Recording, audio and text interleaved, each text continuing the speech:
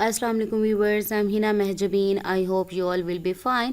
हम स्टडी कर रहे हैं MGT 201 फाइनेंशियल मैनेजमेंट का कोर्स, जिसका है module number 3 time value of money and topic number है 37 discounting and compounding factors of NET using tables. Previous lecture में हम लोगों ने NET के बारे में पढ़ा, फिर डिस्काउंटिंग एंड कंपाउंडिंग फैक्टर के बारे में प्रीवियस लेक्चर से ही बताती आ रही हूँ, वो पढ़ा। आज हमने यूजिंग टेबल्स यानी इस तरह से NET किस तरह से फाइंड कर सकते हो present and future value of NET tables को यूज़ करते हुए।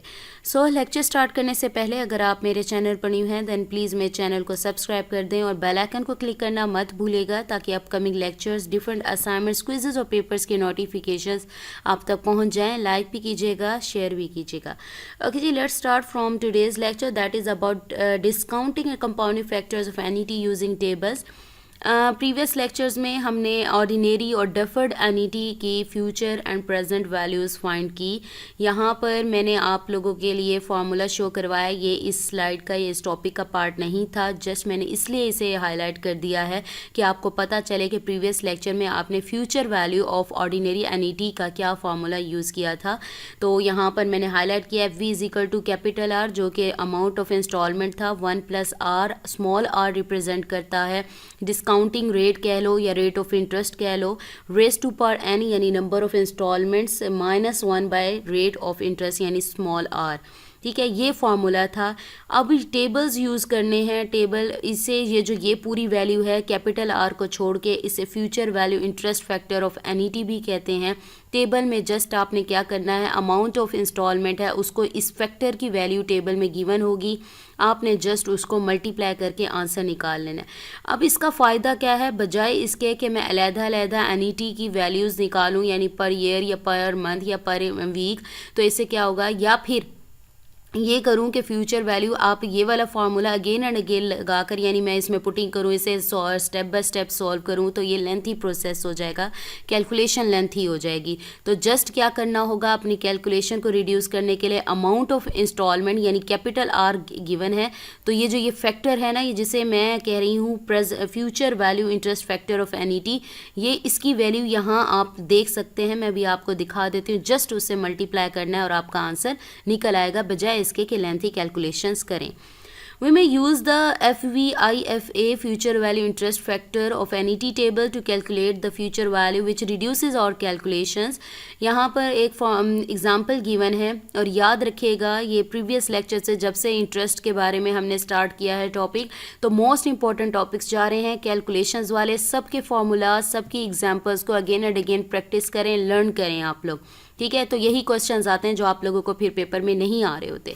इफ़ RS यानी 5000 रुपीज़ आर पेड, यानी पे किए गए हैं, यानी आपकी अमाउंट ऑफ इंस्टॉलमेंट है eight the end of every year, यानी आपको एट द एंड यानी ऑर्डिनरी एवरी ईयर, यानी आपको बता दिया time period regular time interval है, पीरियड है, तो यानी आपको पता चल गया ये ऑर्डिनरी एंड में है, तो ऑर्डिनरी NET की ये कंडीशन आ गई फॉर 4 ईयर्स, यानी टाइम पीरियड आपको 4 ईयर्स है, मींस नंबर ऑफ इंस्टॉलमेंट्स भी 4 ही होंगे क्योंकि एवरी ईयर पे की जा रहा है। What will be the future value, यानी आपने क्या फाइंड करना है फ्यूचर वैल्यू को, given that 2% per annum interest rate is paid, यानी इंटरेस्ट रेट जो है वो है 2%। ठीक है, जिसे स्मॉल r भी कहते हैं। सोल्यूशन क्या है, multiply the instalment amount with the FVIFA यानी future value interest factor of NET। अब वो फैक्टर कैसे निकालना है, यहाँ पर देखें आप, यहाँ पर 4 ईयर्स यानी टाइम पीरियड है, 2% पर एनम है। ये जो टाइम पीरियड है ये नंबर ऑफ़ ईयर्स कह लें या नंबर ऑफ़ इंस्टॉलमेंट्स को रिप्रेजेंट करता है कॉलम, और रो वाइज जो हॉरिजेंटल लाइन है ये है रेट, इंटरेस्ट रेट को या डिस्काउंटिंग रेट को रिप्रेजेंट करता है।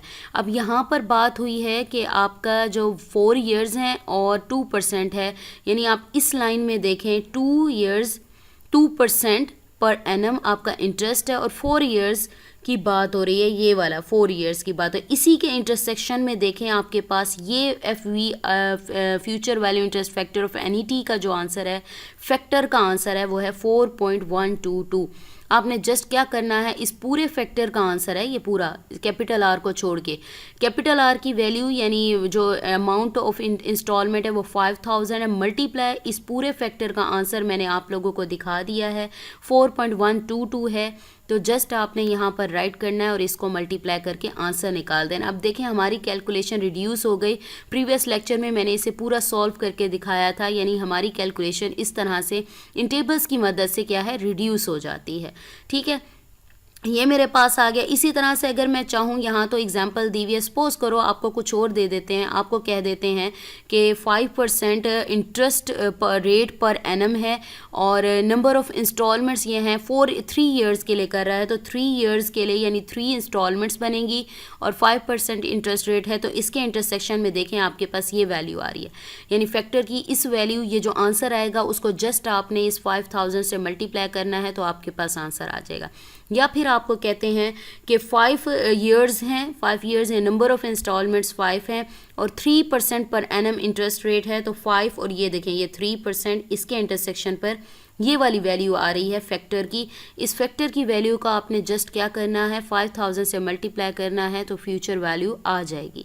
ठीक है, ये इस तरह से आप टेबल में से जो भी चाहें, जितना भी इंटरेस्ट रेट और नंबर ऑफ इंस्टॉलमेंट्स हैं उसको करते हुए आप फैक्टर को मल्टीप्लाई कर दें अमाउंट ऑफ इंस्टॉलमेंट से, तो आपके पास फ्यूचर वैल्यू निकल आएगी।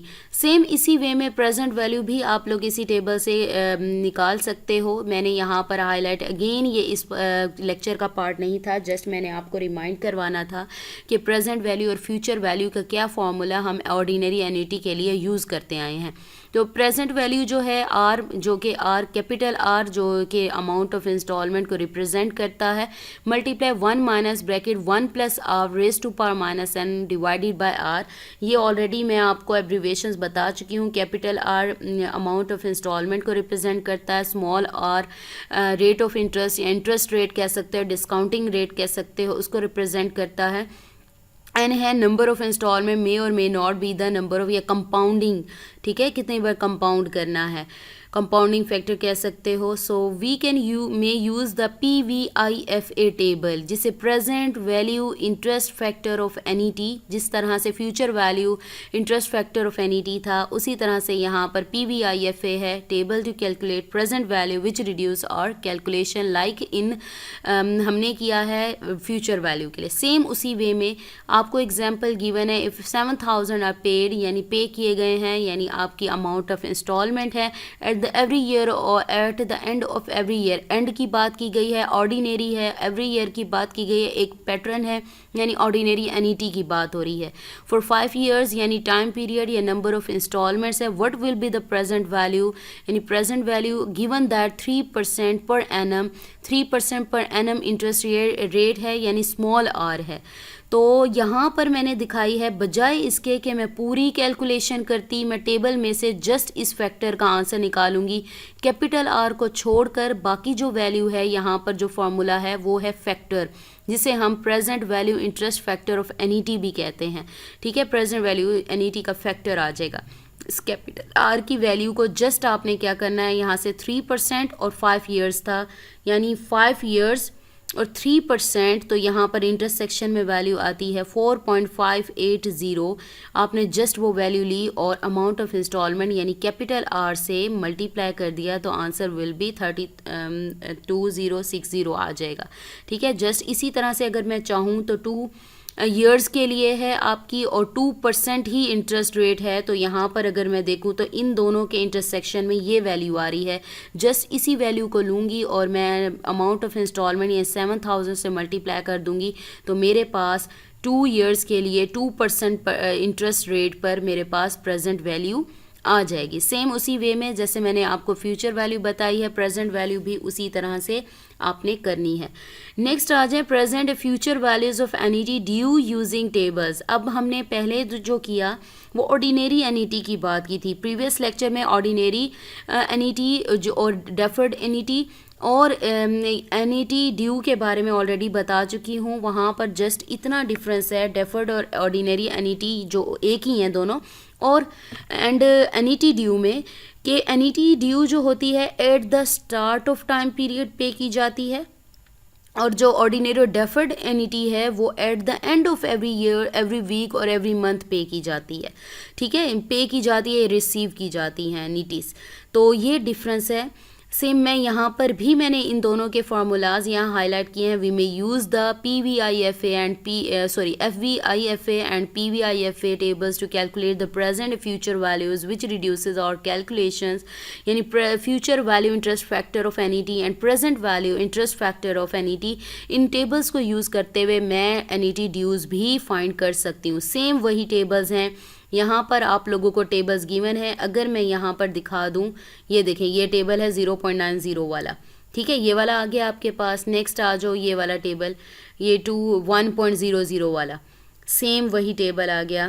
ठीक है, ये आ गया. अच्छा, इसमें डिफरेंस देखते हैं. मैं एक चीज़ आपको थोड़ा सा शो करवाना चाहूँगी. यहाँ पर ये देखें, ये वाली वैल्यूज़ जो हैं मैंने ली थी किसके लिए, फ्यूचर वैल्यूज़ के लिए. तो ये देखो वैल्यूज़ ज़्यादा हैं, 1 पॉइंट समथिंग, 2.3 पॉइंट. और जो मैंने प्रेजेंट वैल्यू के लिए जो टेबल लिया हुआ है वो 0 पॉइंट समथिंग, 1, 2 एंड ऑनवर्ड जा रही हैं. यानी जो प्रेजेंट वैल्यू वाली हैं वो वैल्यूज़ लेस हैं देन फ्यूचर वैल्यू वाले टेबल से. क्यों? क्योंकि हम ऑलरेडी पढ़ते आए हैं कि जो प्रेजेंट वैल्यू है वो लेस देन होती है फ्यूचर वैल्यू से. क्योंकि प्रेजेंट वैल्यू जो होती है उसमें इंटरेस्ट एक तरह से इंटरेस्ट नहीं होता. जैसे ही आप बढ़ते जाते हो ईयरली या मंथली या वीकली, तो आपका इंटरेस्ट ऐड होता जाता है. तो वो क्या है, future value always greater than होती है प्रेजेंट वैल्यू से. अब यहाँ पर मैं आप लोगों को रिमाइंड करवा रही थी, एंड NET ड्यू का जो फॉर्मूला था वो फ्यूचर वैल्यू कैलकुलेट करने के लिए ये था. और यहाँ पर इसको रिड्यूस किया था -1 से, यहाँ पर ऊपर करके था. यहाँ पर अगर होता है तो मैं कर दी, रेज टू पार है ये. यहाँ पर कैपिटल R यानी जो अमाउंट ऑफ इंस्टॉलमेंट है 1 + R रेज टू पार है n-1. ये रेज टू पार n-1 है, multiply 1 + R divided bye R. अब ये जो पूरा फार्मूला अगर मैं देखूँ ना, ये मल्टीप्लाई 1 + R को छोड़ के बाकी जो फार्मूला है वो ऑर्डिनरी NET का है. जस्ट यहाँ पर 1 + R किया जा रहा है.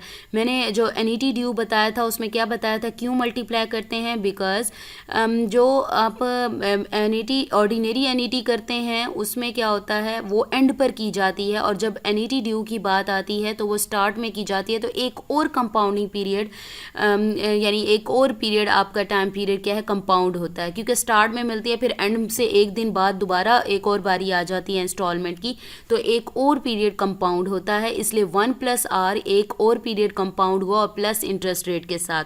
ठीक है, तो इसलिए मल्टीप्लाई करते हैं. और इसी तरह से प्रेजेंट वैल्यू का फार्मूला था R multiply 1 - 1 + R raise to power -n + 1 + R divided by small r. Present value यानी आप बैकवर्ड जाते हो, यानी n में से 1 रिड्यूस करोगे और एक इंस्टॉलमेंट को ऐड कर दोगे. तो सेम उसी तरह से आपको गिवन है यहाँ पर, to calculate the future value we need to multiply the future value interest factor with 1 + R. यानी आप क्या करोगे, जो फैक्टर का आंसर आएगा, सपोज करो यहाँ पर बात करती हूँ, यहाँ पर 3 ईयर्स के लिए है और 3% पर एनम ही है इंटरेस्ट रेट है. तो यहाँ इन दोनों के इंटरसेक्शन पर मेरे पास सपोज करो ये वाली वैल्यू आ रही है. आपने जस्ट क्या करना है, इस वैल्यू को मल्टीप्लाई कर देना है 1 + R से. 1 + R की वैल्यू यहाँ पर है 3% से. ठीक है, 1 + 3% का आंसर निकालोगे और उसको इससे मल्टीप्लाई कर दोगे. ठीक है, इस तरह से ये आंसर निकालना है आपने. यहाँ पर कैलकुलेशन करके नहीं दिखाई हुई, जस्ट मैं बता रही हूँ क्या करना है. आपने मल्टीप्लाई करना है FVIFA विद 1 + R से. 1 + R क्या होगा, 1 + R मैंने यहाँ किया इंटरेस्ट रेट. ये इंटरेस्ट रेट्स हैं और ये टाइम ऑफ पीरियड्स हैं, टाइम पीरियड्स या नंबर ऑफ इंस्टॉलमेंट्स हैं. ठीक है, तो यहाँ पर R क्या है, स्मॉल r 3% है. 3% को अगर मैं डिवाइड करूँ 100 से, यानी डेसिमल में 0.03 आता है. तो 1 + 0.03 ऐड करो तो 1.03 आता है. उसको मल्टीप्लाई करना पड़ेगा आपको इस वैल्यू से, यानी आपको ये कैलकुलेशन करनी पड़ेगी. क्या किया मैंने, 3 ईयर्स के लिए इंस्टॉलमेंट है और 3% इंटरेस्ट रेट है, जिसे डिस्काउंटिंग रेट भी कहते हैं. इन दोनों के इंटरसेक्शन में मेरे पास क्या वैल्यू आ रही है, वो आ रही है 2.829. उसको मल्टीप्लाई करना है आपने 1 + R के आंसर से. और मैंने बता दिया 1 + R यहाँ पर 3 ले रही हूँ, 3% है. डेसिमल में करो तो 0.03 आता है, +1 करूँगी तो 1.03 आएगा. उसको मल्टीप्लाई करना होगा 2.829 से। ठीक है, ये तो हो जाएगी हमारी फ्यूचर वैल्यू। अब इन PV we need to take the value of n-1। n क्या थी, नंबर ऑफ इंस्टॉलमेंट्स कह सकते हो, टाइम पीरियड कह सकते हो, and add amount of instalment R in the value. आपने क्या करना है, n आपको सपोज करो 5 ईयर्स गिवन है, तो पहले तो मैं 5 ईयर्स यानी 5 इंस्टॉलमेंट्स है, पहले उसमें से एक माइनस करूँ यानी 4 ईयर्स बन गए।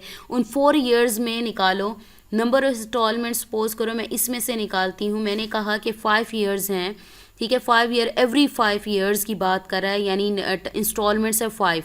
तो पहले तो मैं n-1 करूँगी उससे, यानी n-1 5 ईयर्स से, तो मैं कर देती हूँ 4 पर 3% मुझे इंटरेस्ट मिल रहा है, यानी 4 और 3% मुझे इंटरेस्ट रेट है, तो मेरे पास इंटरसेक्शन में वैल्यू आती है 4.184। उसको मल्टीप्लाई किससे करना है, add amount of instalment. Suppose करो इंस्टॉलमेंट की 1000 रुपीज़ है, तो मेरे पास जो आंसर ये मैं क्या कर रही थी, यहाँ पर मैंने आई थिंक ये आया था 4.184 है, उसको प्लस कर दूंगी उस 1000 रुपीज़ में। ठीक है, आप जस्ट इसके क्या है n-1 यानी 5 ईयर्स यानी 5 इंस्टॉलमेंट्स थी, उसमें से 1 माइनस करो तो आपके पास 4 इंस्टॉलमेंट्स यानी 4 ईयर्स बनते हैं।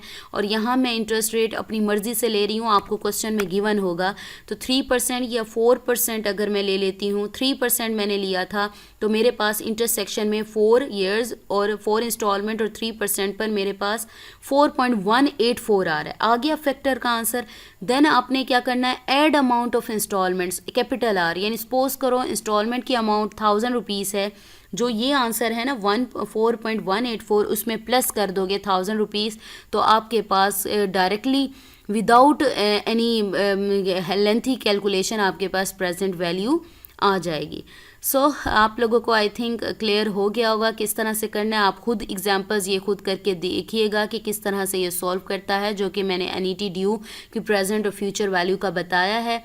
सो मुझे अपनी दुआओं में याद रखिएगा, अपना ख्याल रखिएगा, टेक केयर, अल्लाह हाफिज़।